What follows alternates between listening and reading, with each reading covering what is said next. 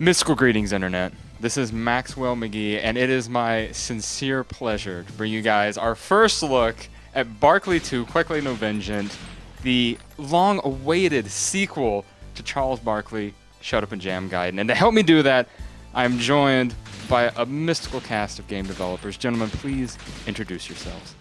I'm Liam Raum, and I'm the producer. I'm Eric Shoemaker. I'm the bad boy. And I'm Brian Raum. I'm the good boy. Brian's also going to be driving this demo, so we probably won't hear much out of him. But let's go ahead. Obviously, people who are familiar with the previous Barkley game will recognize that this game looks a little different and plays a little different as well. Yeah, it's obviously the first one was a JRPG, and this guy is now a top-down shooter action RPG. Was that sort of an idea that you guys always had from the beginning, or did you see it as being like an ongoing RPG series? Like, what prompted this change?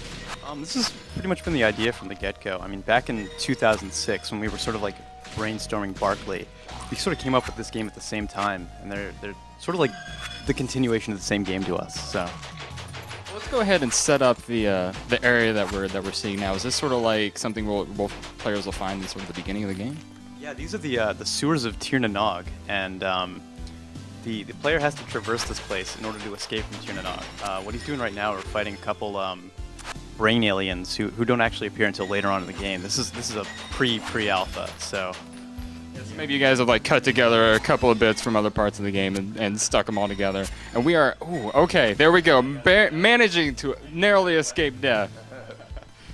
Yeah, so Well, we definitely want the game to be difficult, as you have seen there, but not necessarily as messy. So there's going to be a little more thematic similarity to all the monsters that you see in any one given down time. and buy a new gun. And now we're also getting to check out sort of this hub overworld. Is this something the player is going to be like constantly coming back to throughout the quest, or is this just one of many? One of many.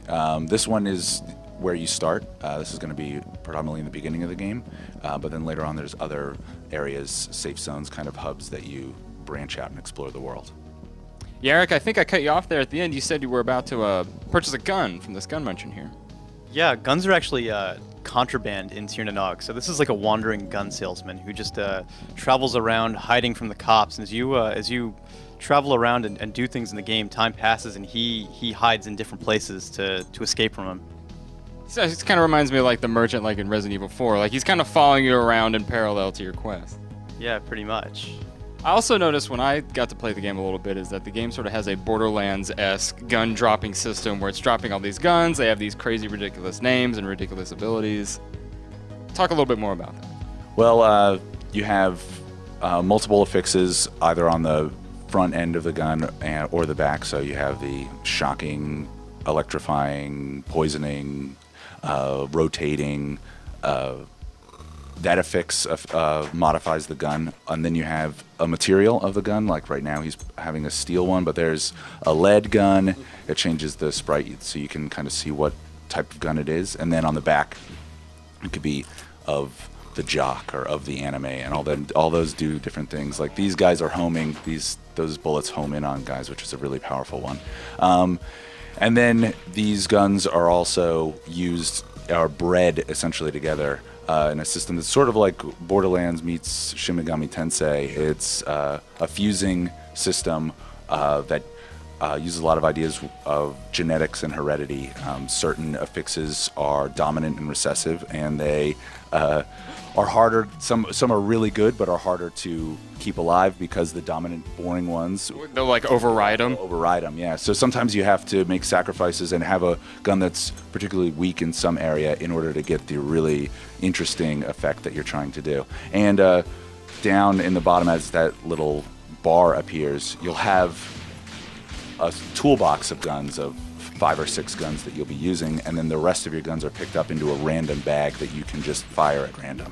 And that's kind of like a last-ditch effort of survival. And then something else I noticed is that little red bar on like the far left of the screen seems to go up and down, at least random to my eyes, but I'm sure there's a system behind it. Yeah, each gun has a different way. We call that the periodic bar. I'm sure it'll change names eventually, but the idea of that is those type of the poisoning effect, we'll use that as an example, instead of having it be like a 10% chance of poisoning, you can use these certain guns to make a guaranteed poison shot. So if you have a poisoning shotgun, as long as you are using the shotgun appropriately for its for that periodic to go up, and you probably need to switch to a different gun to show how it rises. Like the sniper rifle simulates a heartbeat. It's kind of like a timer that goes up, and if you can time your shots perfectly, then the meter will keep building up and up and up as you go. Each one, some are just how much bullets you waste, some are how much bullets actually land on an enemy. There's all different kinds of them. So, and each gun type affects more than just range and rate of fire. It affects how you actually put status effects on enemies. And then something else I'm sure that's a little more challenging to show in a quick demonstration like this, though, is the humor of the game. Obviously, the first Barkley, at least for me, I thought was super hilarious. You guys had super witty writing. And is that sort of, are you going to be bringing that same sort of style into the sequel?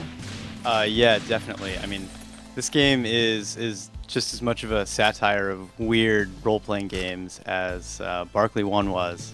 Yeah, I guess the scope of the game is expanded, but the humor is definitely the same, I think. Something that I know may concern some fans who played the previous game is just that since you guys are releasing this and trying to maybe make a little bit of money off of it, you've had to maybe dial back some of the blatant copyright just stealing that permeated the first game. Yeah, that's a bummer. But as the Tales of Games slogan goes, not for trend, not for corporate attitude, not for stoner, only for true doom murder heads.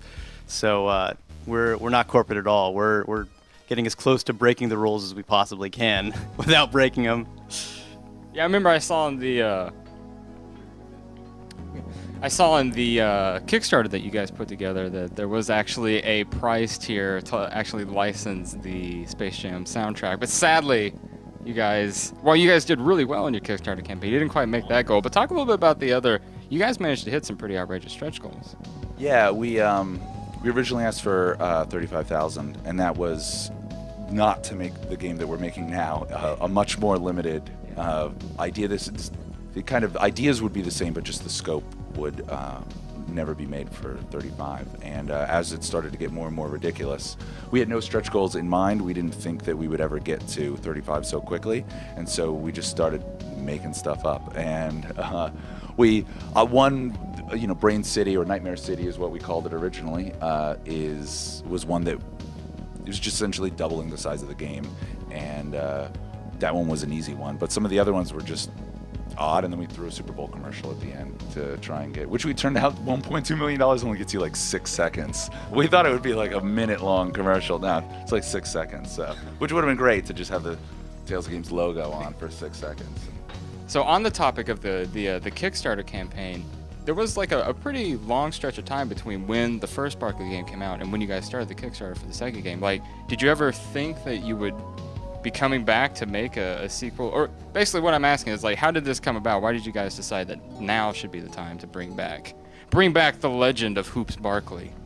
Well, first off, that's quite an assumption. Hoops Barkley. This is X114 Jam 9. Oh, that's true. That's true. I don't want to give anything away here. Yeah, he's an amnesiac. He may or may not be Hoops Barkley. First off, like the idea. Oh, good. It's right there. This is called a cut. Wait, yeah, no. When he goes into it. Okay, now start your answer. What was the question? The question was, why was now? Oh yeah, I'm sorry. So first off, we developed a lot of skills in the 5 years. I never stopped working on games. I worked on about like 15 or 20 other games in the meantime. The other thing is that we really developed our ideas for the game in that time. I don't think we would have been able to make the game that we wanted to make, or that we're making now, immediately after Barkley 2, or the original Barkley. So I think that's a big part of it. The other part is that we unfortunately have lives now. Back when we made Barkley, we were like kids and like we were living in our parents' basement. Unfortunately, that's like the circumstance for us now. Right. But like this money allows us to live in our parents' basements and make this game. So. All right, team. Well, as we prepare to go out in a magnificent blaze of glory. Can you remind the listeners at home maybe when you guys are thinking about a release date and on what platforms? Well, it's going to be, the platforms will be PC, Mac, and Linux. That was one of the stretch goals, was a Linux and a Mac. When we release is definitely not going to be in 2013 as we originally said in our Kickstarter because the game got huge, but probably sometime in 2014. Oh, and there he goes. 2014, late 2014. And the post-cyber apocalypse rages on.